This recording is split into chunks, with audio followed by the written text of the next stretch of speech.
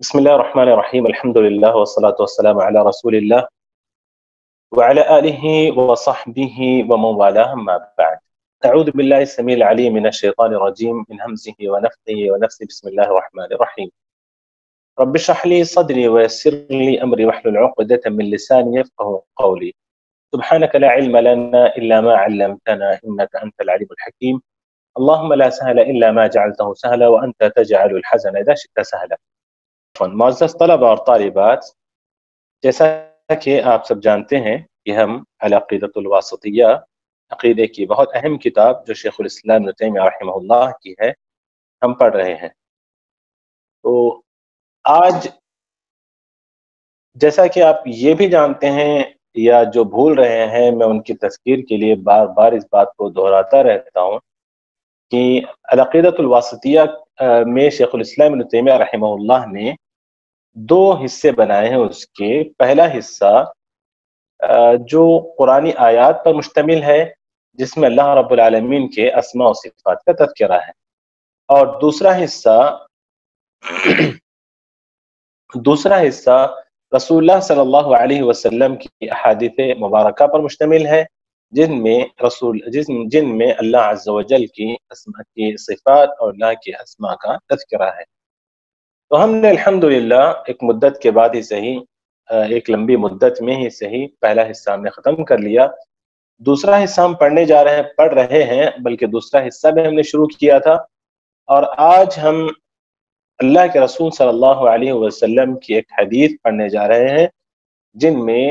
جس میں اللہ عز و جل کے صفت علو کا تذکرہ ہے۔ حدیث شیخ الاسلام ابن تیمیہ رحمہ اللہ نے اس طرح ذکر کیا، وہو قولہ صلی اللہ علیہ وسلم فی رقیۃ المریض،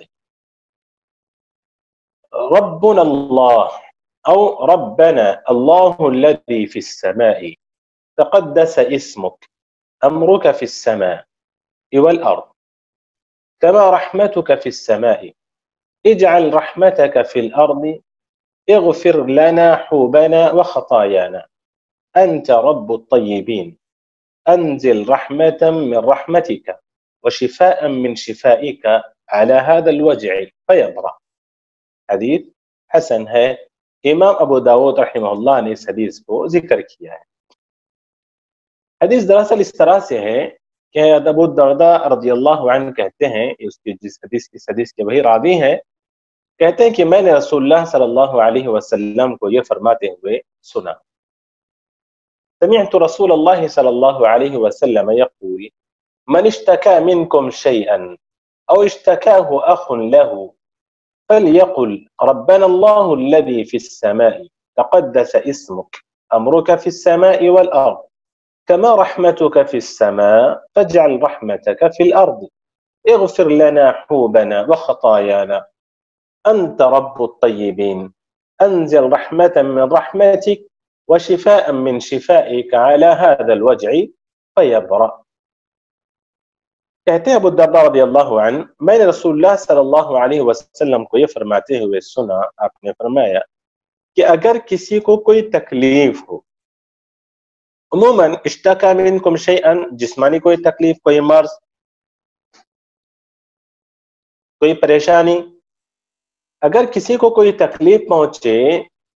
تو ہم کیا کرتے ہیں؟ فوراً پیناڈول کھاؤ، کوئی مرہم پٹی لگاؤ، کریم لگاؤ، فوراً ڈاکٹر کے پاس بھاگو۔ جب ہر طرف سے ناکام ہو جاؤ تو پھر بولو کہ یا اللہ تو ہی ہے، ہر طرف سے میں نے دیکھ لیا، کہیں سے کوئی علاج نہیں،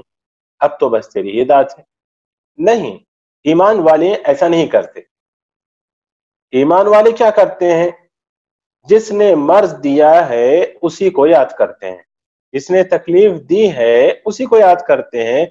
کیونکہ تکلیف دینے والی ذات اللہ عز و جل کی ہے، تو تکلیف کو ختم کرنے والی ذات بھی اللہ عز و جل کی ہے۔ بیماری دینے والی ذات اللہ عز و جل کی ہے، تو شفا دینے والی ذات بھی اللہ عز و جل کی ہے۔ تو اگر کسی کو کوئی تکلیف پہنچے تو بجائے اس کے کہ سب سے پہلے ہم ڈاکٹر کو یاد کریں، ہاسپٹل کو یاد کریں، دواؤں کو یاد کریں، پہلے اللہ کو یاد کریں، دعاؤں کا اہتمام کریں، ذکر کا اہتمام کریں، رقیہ کا اہتمام کریں، اس کے بعد دوا بھی استعمال کریں۔ ایسے نہیں کہ پہلے دوا استعمال کریں پھر دعا کو استعمال کریں، یہ صحیح نہیں۔ پیارے نبی صلی اللہ علیہ وسلم نے فرمایا من اشتکا منکم شیئا، اگر کسی کو کوئی تکلیف پہنچے، او اشتکاہ اخ لہ، یا پھر کسی بھائی کو کوئی تکلیف پہنچے، فلیقل، تو پھر وہ یہ کہے۔ یہ اتنی پیاری دعا ہے جو رسول اللہ صلی اللہ علیہ وسلم نے ہمیں بتائی ہے۔ سر میں درد ہو، پیٹ میں درد ہو، جسم کے کسی بھی حصے میں درد ہو، اس جگہ پر ہاتھ رکھیں اور اس دعا کو پڑھیں۔ خود کو تکلیف ہو تب بھی پڑھیں اور دوسروں کو تکلیف ہو تو تب بھی پڑھ سکتے ہیں، کیونکہ پیارے نبی نے کہا من اشتکا منکم شیئا او اشتکاہ اخ لہ، اگر تمہیں کوئی تکلیف ہو یا پھر تمہارے بھائی کو کوئی تکلیف ہو، فلیقل، تو وہ یہ دعا پڑھے۔ کروڑوں کی بات ہے، بلکہ اس کی قیمت نہیں لگائی جا سکتی۔ لوگ رقیہ پڑھنے کے لیے، دعاؤں کے دم درو سے علاج کروانے کے لیے بھی پیسہ خرچ کرتے ہیں۔ پیارے نبی صلی اللہ علیہ وسلم نے فرمایا فلیقل،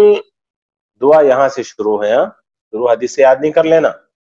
سمیعت رسول اللہ صلی اللہ علیہ وسلم سے یاد نہیں کر لینا، کچھ لوگ اسی طرح یاد کر لیں گے۔ دعا شروع ہوتی ہے یہاں سے، ربنا اللہ الذی، یا ایسے پڑھیں جب دعا پڑھ رہے ہیں تو بولے ربنا اللہ الذی فی السماء۔ حدیث میں ربنا کیوں ہے؟ یعنی فلیقل، تو وہ کہے ربنا اللہ، اس لیے وہ مفعول یقول کا مفعول ہونے کی وجہ سے ربنا ہے، ورنہ اگر دعا شروع کرے انسان تو ربنا اللہ الذی فی السماء تقدس اسمک امرک فی السماء، یہاں سے علی هذا الوجع، یہاں تک دعا ہے، فیبرا تک نہیں پڑھ دینا۔ پھر جیسے پڑھتے ہیں اس میں وہ وضو کی دعا میں اشہد ان لا الہ اللہم اجعلنی من التوابین واجعلنی من الطاہرین، یا پھر اذان کی دعا میں پڑھتے ہیں نا بهذه الدعوة التامة والصلاة القائمة آت محمد الوسيلة والفضيلة وابعثه مقاما محمودا الذي وعدته شفاعت له یوم القیامہ۔ یہ اس طرح غلطی نہیں کریں، دعا شروع ہوتی ہے ربنا اللہ سے علی هذا الوجع، یہاں تک۔ آئیے ترجمہ دیکھتے ہیں اور اس کی مختصر شرح میں آپ کے سامنے پیش کروں۔ ربنا اللہ الذی فی السماء، ہے ہمارے رب جو آسمان میں ہے۔ آج جو درس ہم پڑھ رہے ہیں اور جس بات کے لیے حدیث پیش کی گئی ہے وہ یہی ہے، ربنا اللہ الذی فی السماء، ہمارا رب کہاں ہے؟ آسمان میں ہے۔ اور آسمان میں کا مطلب کیا ہے یہ بہت پہلے میں نے ذکر کر دیا ہے کہ قرآن کے اندر فی علی کے معنی میں استعمال ہوا ہے۔ حدیثوں میں بھی کئی جگہ پر فی علی کے معنی میں استعمال ہوا ہے، جیسا کہ اس سے پہلے کی حدیث میں بھی ہم نے پڑھا تھا، جہنم جب حل میں مزید کی آوازیں لگاتی ہے تو فَيَضَعُ الرَّبُّ عَزَّ وَجَلَّ فَيَضَعُ رِجْلَهُ فِيهَا یعنی عَلَيْهَا، جہنم میں اللہ عز و جل اپنے پیر کو رکھیں گے تو فی علی کے معنی میں ہے۔ یہاں بھی ربنا اللہ الذی فی السماء فی علی کے معنی میں، جیسا کہ قرآن میں بھی اس کی مثال ہمیں ملتی ہے۔ اللہ عز و جل نے فرعون کا واقعہ جب ذکر فرمایا تو کہا کہ فرعون نے ان جادوگروں سے کہا جو ایمان لے آئے تھے موسیٰ علیہ السلام پر، تو کہا لَأُصَلِّبَنَّكُمْ فِي جُذُوعِ النَّخْلِ، فی جذوع النخل، یعنی میں تمہیں سولی پر لٹکاؤں گا، یعنی سولی دوں گا میں نخل کے درخت، کھجور کے درخت کے تنوں میں، تو میں نہیں ہے وہ پر ہے۔ تو فی کے معنی علی کے ہیں، فی کئی جگہ پر علی کے معنی میں آتا ہے۔ یہاں بھی اس حدیث میں ربنا اللہ الذی فی السماء، یعنی ربنا اللہ الذی علی السماء، اے ہمارے رب اللہ جو آسمان میں ہے، تقدس اسمک، پاک ہے تیرا نام، تقدس اسمک، تقدس اسمک یعنی طہر اسمک۔ یہاں پر اللہ کے رسول صلی اللہ علیہ وسلم نے صرف اسمک کہا، تقدس اسمک کہا، تو کیا صرف اللہ کا ایک نام مقدس ہے؟ نہیں، بلکہ جب یہ کہا جاتا ہے کہ تمہارے بچے نے یہ کام کیا ہے اردو میں بھی، تو پھر وہ میرے سارے بچوں پر اس کا احتمال ہو سکتا ہے کہ سارے بچے اس سے مراد ہو سکتے ہیں، یعنی سارے بچوں میں سے ایک بچہ. تو مطلب یہ ہے کہ مفرد اسم کی اگر اضافت کی جائے تو اس سے جمع بھی مراد ہوتی ہے. جیسے یہاں پر تقدس اسمک کہا اللہ کے رسول صلی اللہ علیہ وسلم نے، تو اسمک کا اسم کی اضافت اللہ عز و جل کی طرف کی گئی ہے، تو یہاں اس سے مراد اللہ عز و جل کے سارے نام ہیں، سارے نام، یعنی تقدست اسماؤک، تقدست اسماؤک، کہ تیرے سارے نام وہ مقدس ہیں. تو تقدس اسمک یعنی تقدس اسمک ملا کر پڑھیں گے تو تقدس اسمک، اے ہمارے رب تیرے سارے نام مقدس ہیں. امرک فی السماء، امرک فی السماء، تیرا حکم آسمانوں میں ہے، والارض، اور زمین میں. تیرا حکم آسمانوں میں ہے اور زمین میں، جیسا کہ اللہ تعالیٰ نے فرمایا سورۃ سجدہ میں یدبر الامر من السماء الى الارض، اور ایک جا کہا الا لہ الخلق والامر. اللہ رب العالمین کا حکم آسمانوں میں بھی ہے، اللہ رب العالمین کا حکم زمینوں میں بھی ہے، زمین میں بھی ہے. امرک فی السماء والارض کما رحمتک فی السماء اجعل رحمتک فی الارض، اے اللہ جیسا تیری رحمت آسمان میں ہے زمین میں بھی تیری رحمت نازل فرما. یہاں پر سوال یہ پیدا ہوتا ہے کہ کیا یعنی کما رحمتک بھی پڑھا گیا ہے اس کو، امرک فی السماء کما رحمتک فی السماء کما رحمتک فی السماء فاجعل رحمتک فی الارض، یعنی كما جعلت رحمتك الكاملة في أهل السماء من الملائكة وأرواح الأنبياء والأولياء، جیسے تیری رحمت آسمان میں ہے فرشتوں کے ساتھ، نبیوں کی روحوں کے ساتھ، اولیاء کی ارواح کے ساتھ، جیسے تیری رحمت آسمان میں ہے ویسے زمین میں بھی نازل فرما، زمین والوں پر بھی تیری رحمت نازل فرما. سوال یہ ہے کہ کیا زمین والوں میں، کیا زمین پر اللہ کی رحمت نہیں ہے؟ کیا زمین پر اللہ کی رحمت نہیں ہے؟ تو اس کا جواب دیتے ہوئے شارحین لکھتے ہیں کہ کیوں نہیں، زمین پر بھی اللہ کی رحمت ہے، لیکن دعا کس پر پڑھی جا رہی ہے؟ جس پر دعا پڑھی جا رہی ہے وہ رحمت سے محروم ہے، وہ رحمت کا محتاج ہے. اس لیے کہا کہ فجعل رحمتک فی الارض، کہ زمین میں بھی اپنے رحمت نازل فرما، یعنی جس پر یہ دعا پڑھی جا رہی ہے یا جو شخص یہ دعا پڑھ رہا ہے وہ اللہ کی رحمت کا محتاج ہے. یعنی اس سے مراد اللہ کی خاص رحمت، اللہ کی ایسی رحمت کا وہ محتاج ہے جس سے اس کی بیماری ختم ہو جائے، اللہ کی اس رحمت کا وہ محتاج ہے جس سے اس کی تکلیفیں اور پریشانیاں ختم ہو جائے، اللہ کی اس رحمت کا وہ محتاج ہے جس سے وہ بلا اور آزمائشوں سے نکل جائے. یہ رحمت یہاں پر طلب کی جا رہی ہے کہ اجعل رحمتک فی الارض، ایک اور جگہ اجعل رحمتک فی اہل الارض. اس کے بعد فرمایا پیارے نبی صلی اللہ علیہ وسلم نے کہ اغفر لنا حوبنا وخطایانا، اے ہمارے رب ہمیں معاف فرما ہمارے بڑے ہمارے چھوٹے گناہوں. حوب گناہوں کو کہتے ہیں، لیکن کہا جاتا ہے حوب بڑے گناہوں کو کہا جاتا ہے، حوب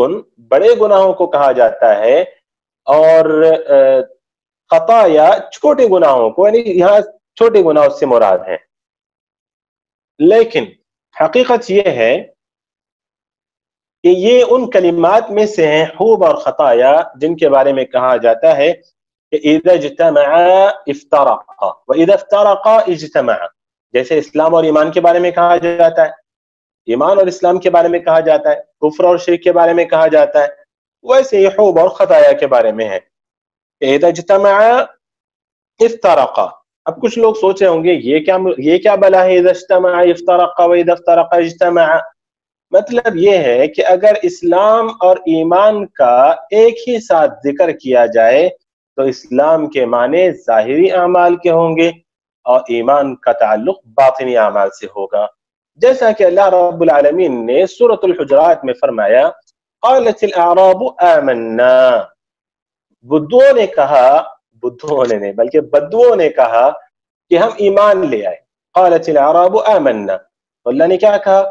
قل لم تؤمنوا ولكن قولوا اسلمنا، تو یہاں پر ایک ہی آیت میں ایمان کا بھی تذکرہ ہے اور اسلام کا بھی تذکرہ ہے،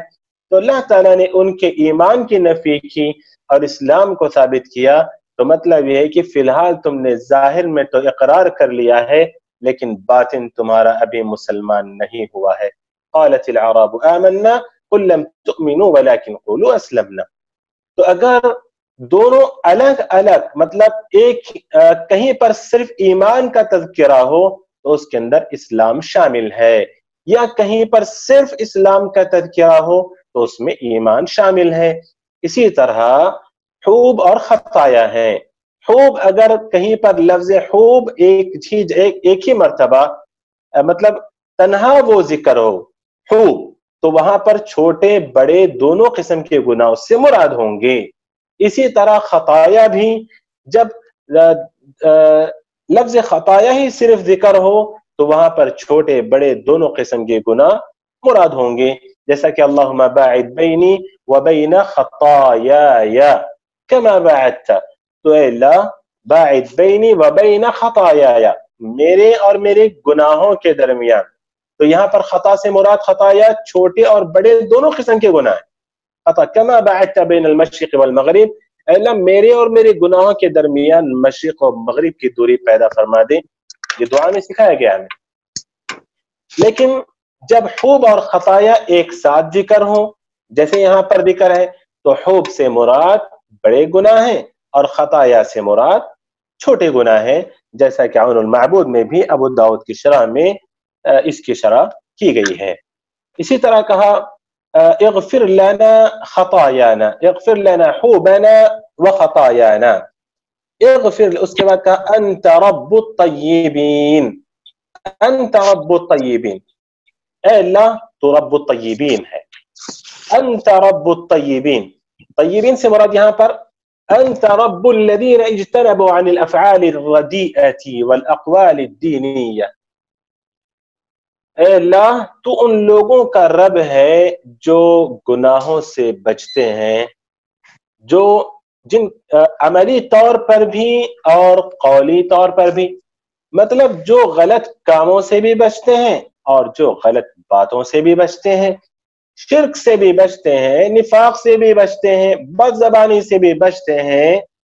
یعنی ہر طرح کے گناہ سے، چاہے وہ ظاہری ہو، چاہے وہ باطنی ہو، چاہے وہ عملی ہو یعنی فعلی ہو، چاہے وہ قولی ہو، چاہے وہ قلبی ہو، ہر طرح کے گناہ سے بچنے والے وہ طیبین ہیں، جیسے من الانبیاء والملائکہ، اور پھر ومن تبعہم باحسان،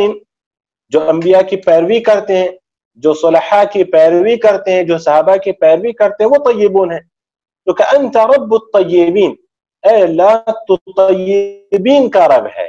یعنی ان لوگوں کا رب ہے جو زبان سے گناہوں کے اپنے آپ کی حفاظت کرتے ہیں، زبان کی حفاظت کرتے ہیں گناہوں سے، اپنے آپ کو گناہوں سے بچاتے ہیں، ہر طرح کے فعلی، قولی، قلبی، اللہ تو ان کا رب ہے، انت رب الطیبین۔ اس کے بعد کہا انزل رحمتا من رحمتک وشفاء من شفائک علی هذا الوجع، تو اپنی رحمتوں میں سے رحمت نازل فرما اور اپنی شفا میں سے شفا نازل فرما، اس بیماری کی، علی هذا الوجع یعنی اس بیماری پر، اس تکلیف پر، وجع کہتے ہیں تکلیف اور درد کو، کہتے ہیں اس تکلیف پر، تو اپنی شفا میں سے شفا نازل فرما، اپنی رحمت میں سے رحمت نازل فرما۔ یہاں پر میں آپ کو بتا دوں کہ رحمت اللہ رب العالمین کی صفات میں سے دو رحمتوں کا یہاں پر تذکرہ کیا گیا ہے، انزل رحمتا من رحمتک، تو اپنی رحمت میں سے رحمت نازل فرما، تو دو رحمت کا تذکرہ کیا گیا، ایک رحمت اللہ کے صفات میں سے ہے جو کہ مخلوق نہیں ہے، اللہ کے صفات فعلیہ میں سے ہے، اور ایک رحم صفات فعلیہ یعنی اللہ جب چاہتا ہے، جس پر چاہتا ہے، جتنی چاہتا ہے رحمت اپنی نازل فرماتا ہے، یہ صفات فعلیہ۔ جیسے ہنسنا بھی اللہ کی صفات فعلیہ میں سے ہے، غصہ کرنا اللہ کی صفات فعلیہ میں سے ہے، اسی طرح محبت کرنا اللہ کی صفات فعلیہ میں سے ہے، تعجب کرنا اللہ کی صفات فعلیہ میں سے ہے۔ یہ ساری صفات ہم لوگ پڑھ رہے ہیں۔ صفات فعلیہ میں یہی ہوتا ہے کہ اللہ رب العالمین جب چاہتا ہے، جس پر چاہتا ہے، جیسے چاہتا ہے وہ چیز عطا کرتا ہے، جس سے چاہتا ہے، جب چاہتا ہے، جتنا چاہتا ہے، غصہ کرتا ہے جب چاہتا ہے، جس پر چاہتا ہے، جیسے چاہتا ہے، رحم کرتا ہے جب چاہتا ہے، جس سے چاہتا ہے، جتنا چاہتا ہے، وہ اس سے محبت کرتا ہے۔ تو اللہ کی رحمت میں سے ہے، اس کو مخلوق نہیں کہا جا سکتا، ایک رحمت، اسی نے کہا من رحمتک، من رحمتک۔ تو دوسری پہلی جو رحمت انزل رحمتن، یہ مخلوق ہے۔ جیسے انسان صفت سمع، اللہ کی صفات میں سے بھی صفت سمع ہے نا، اللہ عز و جل بھی سنتے ہیں، انسان بھی سنتا ہے، لیکن انسان جو سنتا ہے وہ صفت سمع مخلوق ہے، لیکن اللہ کی صفت سمع مخلوق نہیں ہے۔ انسان بھی محبت کرتا ہے، وَلِلَّهِ الْمَثَلُ الْأَعْلَى وَلَيْسَ كَمِثْلِهِ شَيْءٌ، انسان بھی محبت کرتا ہے، لیکن وہ محبت اللہ کی مخلوق ہے، وہ اللہ نے محبت پیدا کی ہے، لیکن اللہ بھی محبت کرتا ہے۔ تو کیا ہم یہ کہیں گے کہ اللہ کی محبت بھی مخلوق ہے؟ نعوذ باللہ، نہیں، اللہ کی محبت مخلوق نہیں، اللہ کی رحمت مخلوق نہیں۔ اللہ رب العالمین کی صفات وہ مخلوق نہیں ہے، وہ اللہ عز و جل کی صفات ہیں، اللہ عز و جل کی صفات ہیں۔ تو یہاں پر اللہ عز و جل، اللہ کے رسول صلی اللہ علیہ وسلم نے دو رحمتوں کا تذکرہ کیا ہے، جس کی میں نے ابھی وضاحت کر دی، اور ایک حدیث قدسی میں بھی ابن عثیمین رحمہ اللہ نے اس حدیث کو کوٹ کیا یہاں پر کہ انت رحمتی ارحم بک من اشاء، انت رحمتی ارحم بک، تو میری رحمت ہے، میں اس کے ذریعے جس پر چاہتا ہوں رحم کرتا ہوں۔ اسی طرح شفا بھی، اللہ عز و جل شافی ہے، اللہ کی صفات میں سے ہے کہ وہ شافی ہے، ایک شفا اللہ کی صفات میں سے ہے، اور ایک شفا مخلوق ہے۔ تو اللہ رب العالمین نے جیسے اس حدیث میں اللہ کے رسول صلی اللہ علیہ وسلم نے کیا کہا، وَشِفَاءً، یعنی انزل شفاءً من شفائک، انزل شفاءً من شفائک۔ ایک حدیث میں جو آپ لوگ بار بار پڑھتے ہیں، اللہم انت الشافی لا شفاء الا شفاؤک شفاء لا یغادر سقما۔ تو انت الشافی، اللہ کے ناموں میں سے، اللہ کی صفات میں سے الشافی بھی ہے۔ تو اللہ تعالیٰ کی جو صفت ہے، صفت شفا، وہ مخلوق نہیں ہے، بلکہ وہ اللہ عز و جل کی صفت ہے جو اللہ سے جدا نہیں ہو سکتی۔ البتہ اللہ تعالیٰ جو مخلوق کو بیمار کر کے پھر شفا دیتا ہے وہ مخلوق ہے۔ اللہ تعالیٰ جس کو چاہے شفا دیتا ہے، جس کو چاہے بیماری عطا کرتا ہے۔ اس کے بعد پیارے نبی صلی اللہ علیہ وسلم نے کہا کہ فیبرأ یعنی جو شخص، اچھا اس کو وجع اور